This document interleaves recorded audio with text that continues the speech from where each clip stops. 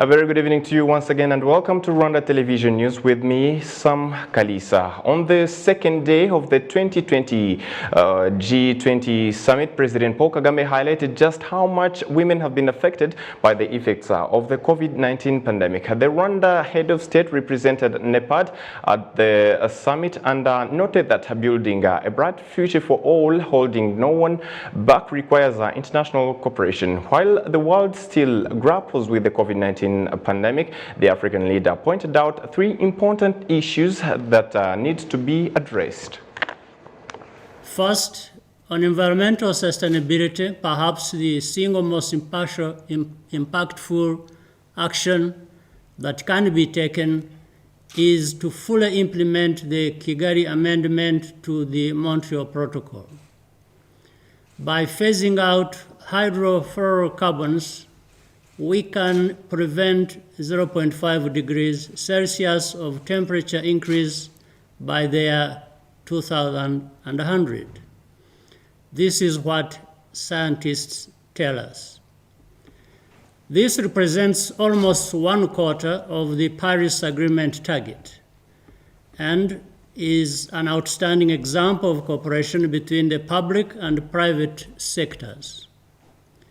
The Kigali Amendment is now in force and more than 100 countries have already ratified it. I urge the remaining states to ratify as soon as we can. Second, the pandemic has taught us the unacceptable cost of the world's digital divide. Increasingly, access to affordable broadband connectivity is the entry point for education, healthcare, and employment. We appreciate increased G20 support for the goals of the Broadband Commission on Sustainable Development, as well as the United Nations Secretary General's Roadmap for Digital Cooperation. Finally, the pandemic has affected women disproportionately. The burden of caring for sick relatives falls primarily on the women in our families. Women have also been forced to exit formal sector employment to take care of children during lockdown. We cannot continue to accept structural gender disparities as the status quo in a truly inclusive and sustainable future. This year's G20 summit was hosted by Saudi Arabia, that is currently chairing the group, and the gathering was held virtually because of the COVID-19 pandemic. It was concluded Sunday by King Salman bin Abdul Aziz of Saudi Arabia.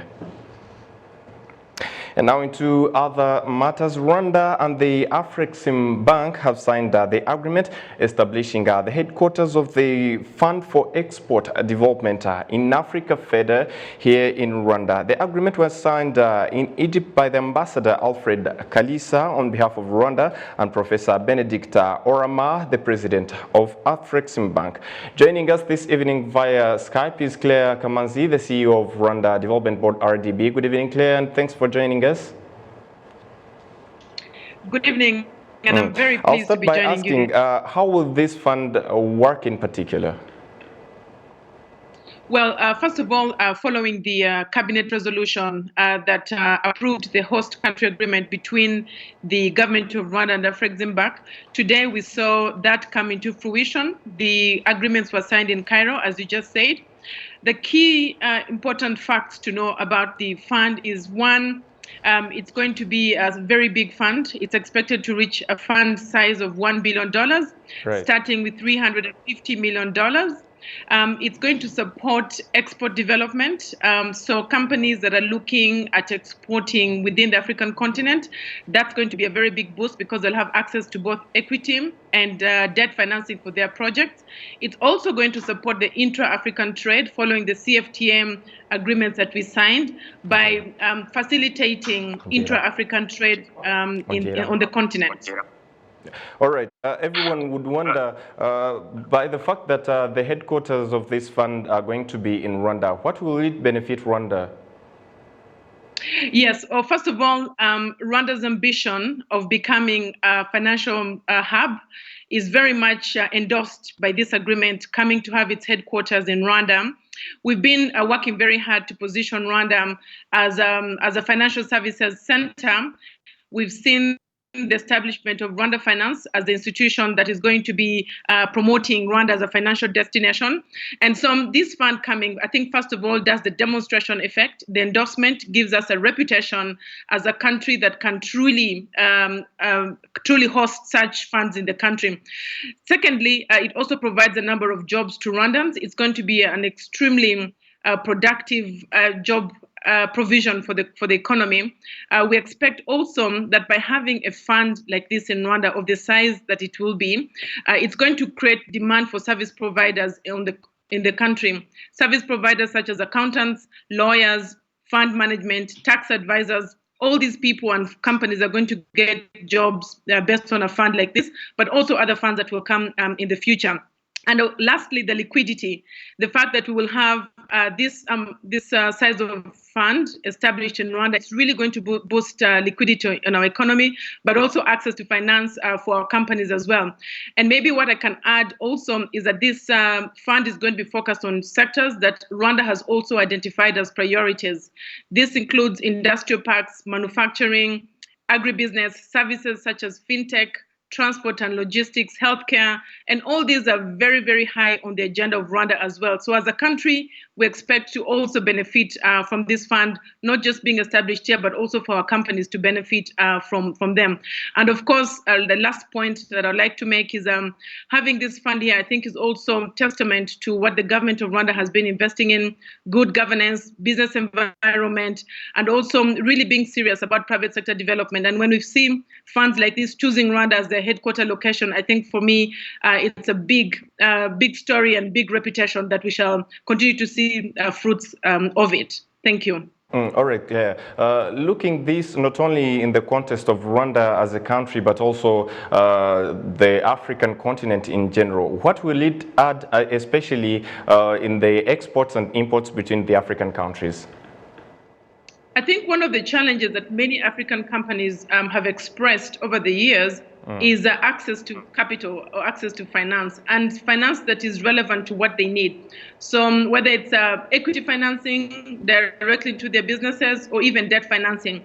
So having a fund that is a subsidiary of Afreximbank based in Rwanda, focusing on export development and also specifically for intra-African businesses, I think is going to add a lot to the aspirations that we've had of being a one market, a continental free trade area. So that is really what it's coming to address, this issue of access to capital, which has been a really big one, but also focusing on having businesses do trade within the continent, which is a very big part of what we've been trying to build over the years. So I think it's a very important addition.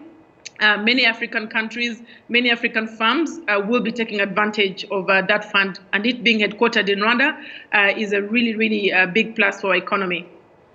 Absolutely. Rwanda has so far joined the fund, but has there been any other African countries that are interested to join the fund? Well, first of all, it's a subsidiary of Afreximbank, which is an African fund with many countries that are shareholders of the fund. So already the fact that Afreximbank is the main shareholder of this fund means that many African countries have endorsed this fund being established not just in Rwanda, but also as part of the Afreximbank expansion.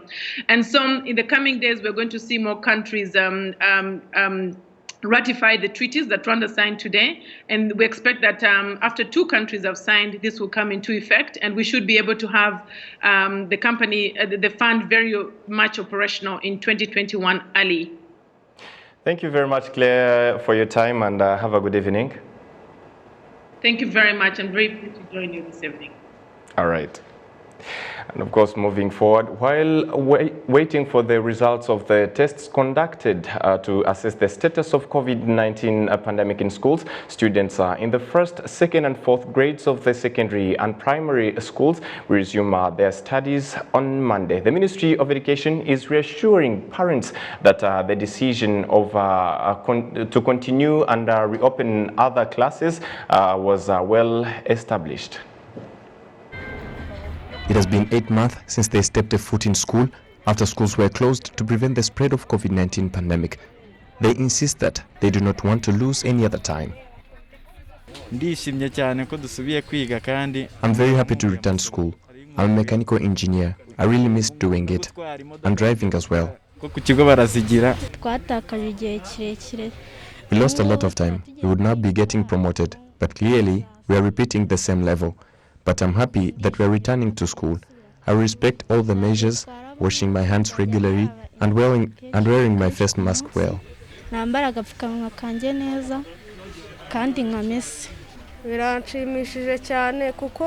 very happy because it has been a long time without going to school. We were tired of staying home. The parents of these students also said that they did not dream of schools reopening. Considering how the pandemic started, we had no hope that students would return to school. We have hope following the measures in place and how we have to respect them. When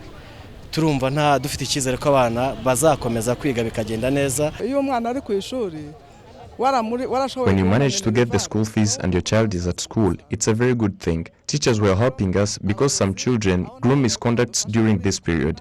We are very happy as parents. On the other hand, however, some students came to Kigali Stadium, where their classmates were waiting to go to school since they were supposed to return to school, since they were supposed to be in school by now. I'm going to Nyamasheke. I would have gone on Friday, but the problem was school fees.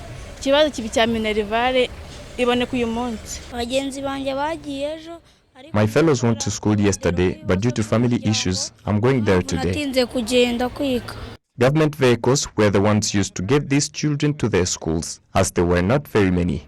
However, Kajiruka Benjamin, who is in charge of supervision at the Ministry of Education, says this is one of the challenges they faced.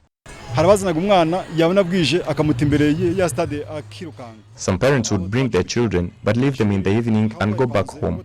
We decided to accommodate them in the near schools. On the first phase, we accommodated 400 students, but now it reduced. We used all means to get students to their schools. It was good for the first day.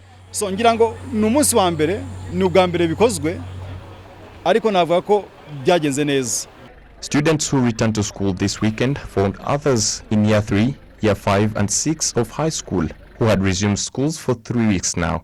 This comes as the results of the 3,000-point scale taken to assess the status of COVID-19 pandemic in schools during its first reopening phase. However, the Ministry of Education is concerned about parents. The government made the decision to reopen schools, putting into consideration all the measures to prevent the spread of the virus. I want to assure parents that all necessary assessments were carried out. Even the cases you saw were out of the assessment by the Ministry of Health, which will be released soon. Students who will resume classes from this Monday are high school students in the first, second and fourth year, and those who have reached the third level in vocational schools. Still on schools reopening, the Ministry of Education recently announced that there were plans to test over 3,000 students in schools to see the effects of COVID-19 as schools reopened. And what about on the schools reopening plus the tests that were carried out and the general status of COVID-19 in the country? We had it in an interview with Dr. Sabin Sanzimana, the Director General of Rwanda Biomedical Center. That's true that after school resumed almost 3 weeks ago, we're interested to know what's the current status of this pandemic in the schools, particularly because we didn't test the students before they go to school because we couldn't, there are too many. And because we needed to know the trend of the epidemic generally in the country.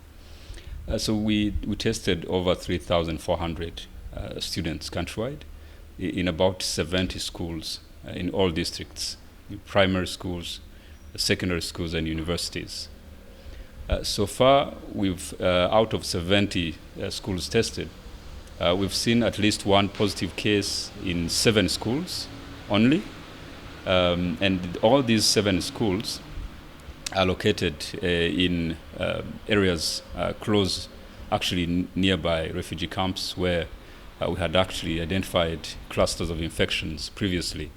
So it wasn't a surprise to us as far as we knew that these are hotspots, these are areas that we could find these cases. And it doesn't mean that those schools where we tested negative, we didn't find any positive case. There's no COVID because this was a random testing. So the key message for us is how can we continue to protect schools? And even if there is a positive case in the school, how do we make sure it doesn't infect others? So in our statistics, secondary schools were mostly affected. And for me, it goes up to how these schools are organized. They stay at school, they have dormitories, they have restaurants, they eat together.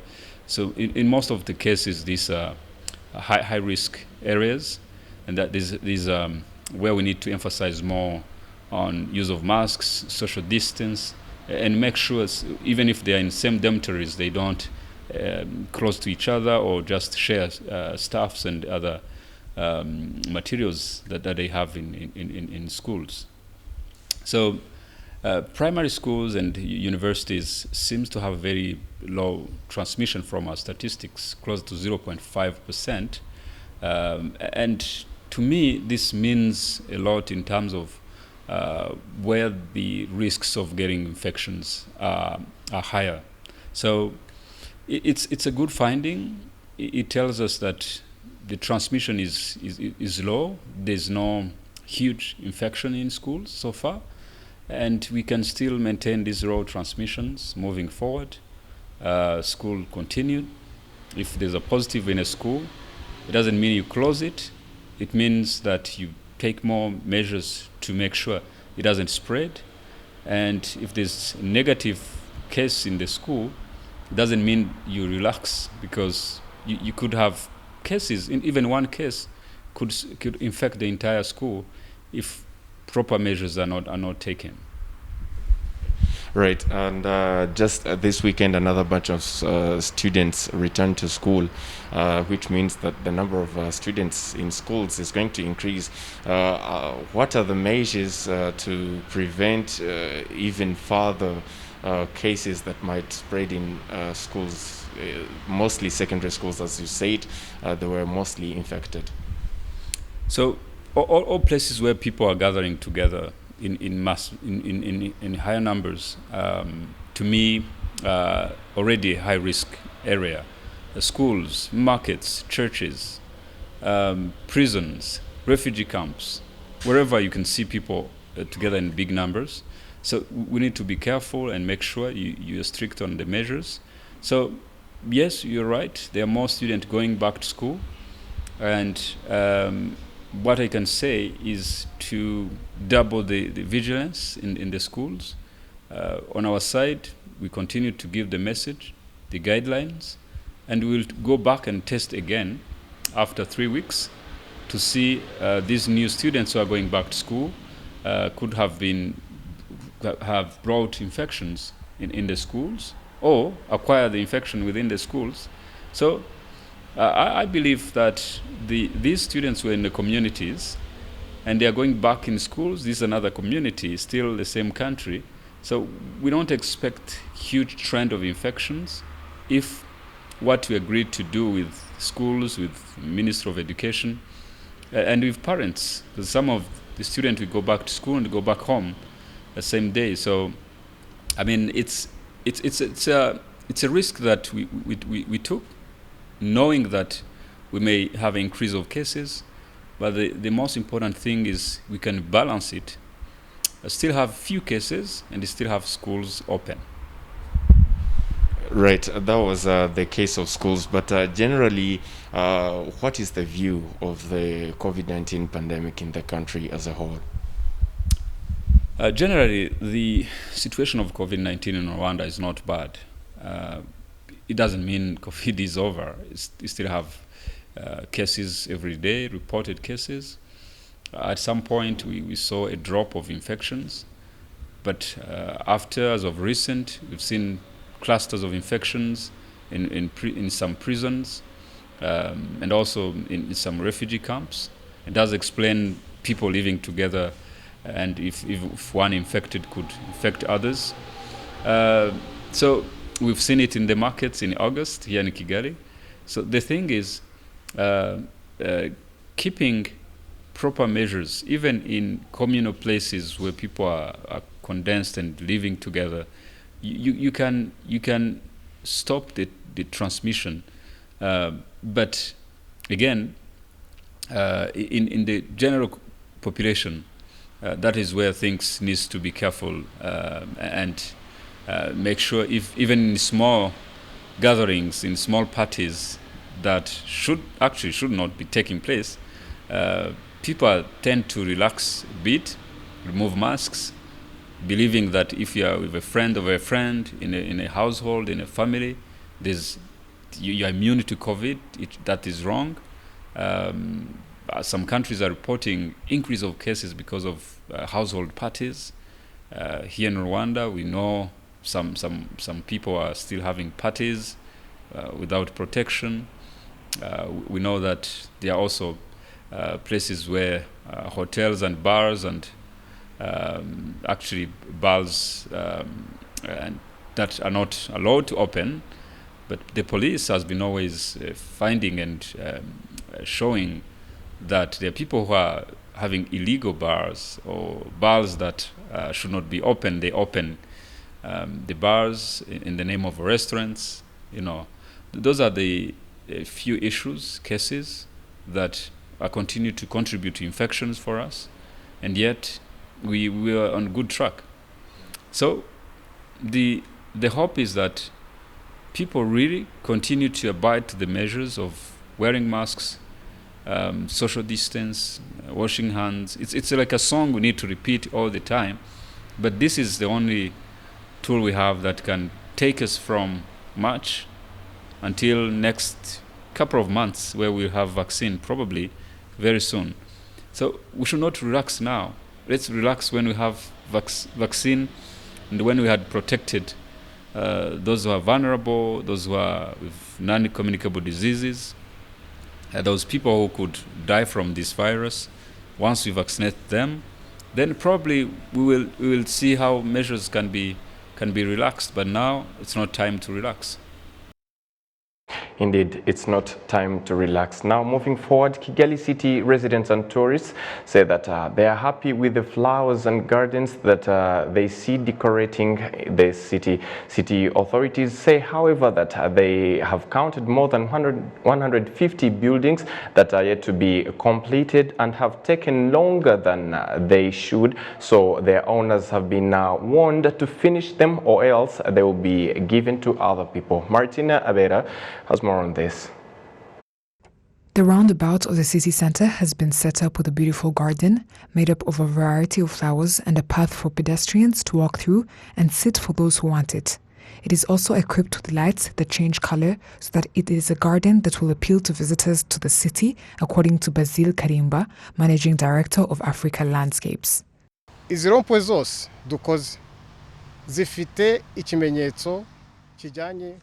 All roundabouts that we build have some sort of link to the Rwandan culture, the hills, and so much more. We used shapes and colors to portray Rwanda in an artistic way. The colors of the lights will change colors according to the occasion, otherwise they will stay white.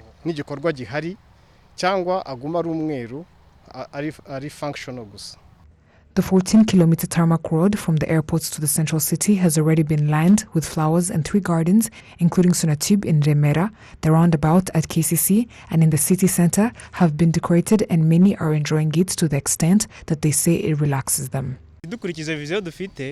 Looking at the vision that we have for our country and judging by how far we have come, it is a beautiful thing to witness. I can call someone in America and show them how beautiful Rwanda is and how someone can come in these gardens to relax. No one wouldn't want to come to this place. It is very relaxing and one can come here just to reduce the stress that they might be having. The cleanup is in line with the way building owners in Kigali City, especially in Gasabo district, have been renovated and were prepared, which helped the private sector, according to their chairman, Gasana Francis. Honestly, if you take a look at all the structures that were renovated, there was more value added to them. That's one thing. The second is that it's not because the renovated homes have rich tenants, but instead, those looking for such areas realized how good the place is. The houses are not only renovated outside, but also inside as well.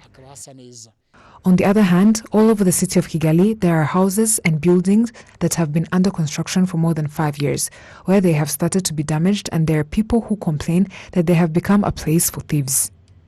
Engineer Manasseh Musonera points out some of the reasons why the landlords are suspending construction work and that it takes so long. There is an inspection team that comes to ask whether there was any approval for them to even start building there in the first place. If they find that it wasn't done, they sometimes charge you a fine fee, and you find that it is affecting the budget you had to finish your house or building. All these are mistakes that can be avoided either from the side of the project managers in charge of the construction or from the owners of the project. Kigali City Housing and Urban Planning Director General Solange Umuhirwa says the number of buildings left unfinished by the owners are many, and that if nothing is done, they will be taken away from them.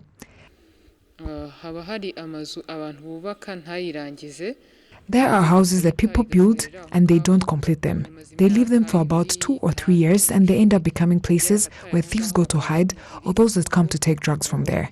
You find that it is causing security threats and it's not sanitary at all. We contacted the owners reminding them to complete construction and to let them know that they are burdening their neighbors as well.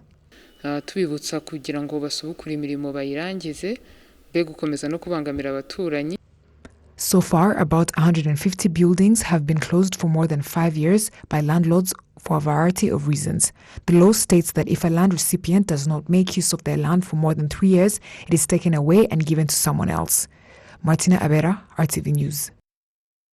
Thank you very much, Martina Avera. The National Electoral Commission, NEC, is urging all Rwandans to be vigilant when it comes to electing local leaders as their term will consider with the end of the 7-year government program.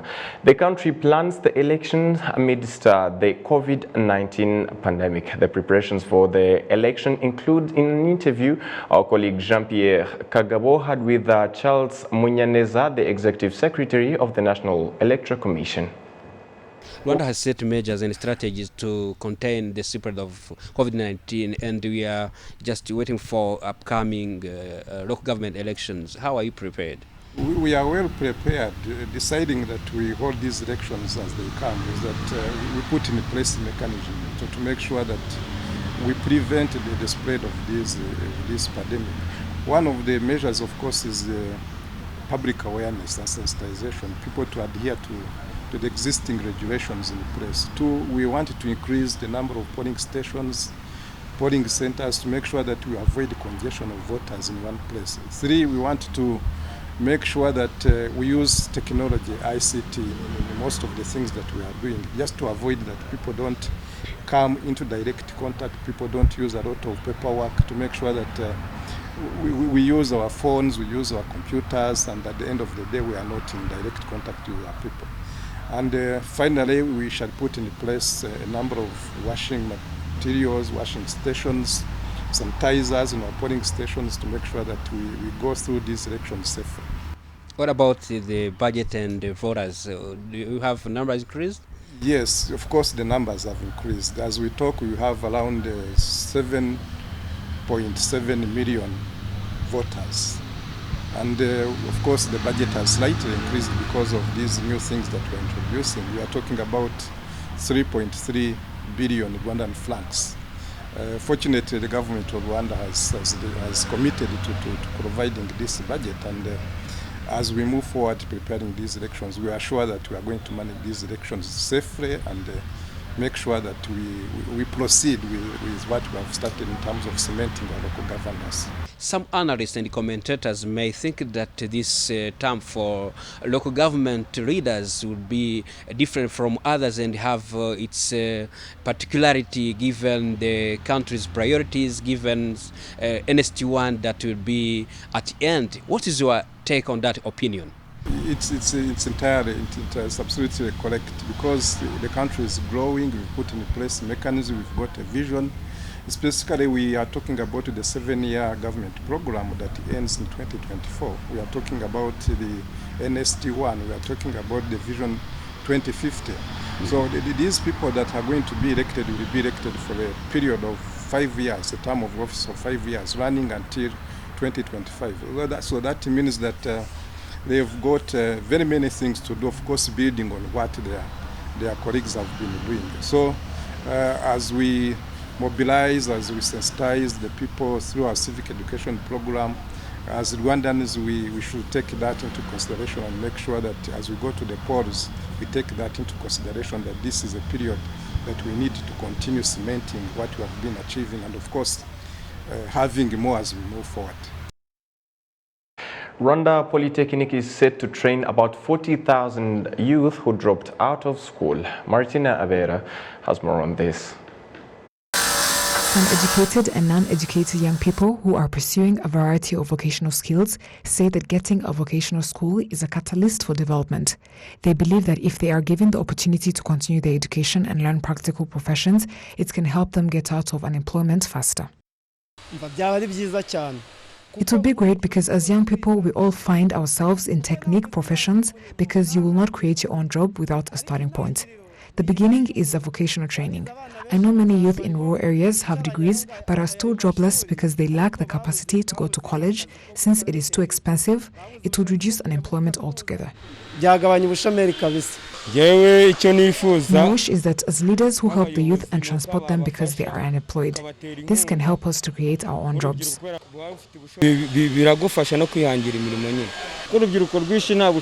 Because many young people are unemployed, it would be very helpful for them as it would help them in their development. These young people who have dropped out of school and are the ones who should be studying. For me, I think it would make them completely out of unemployment.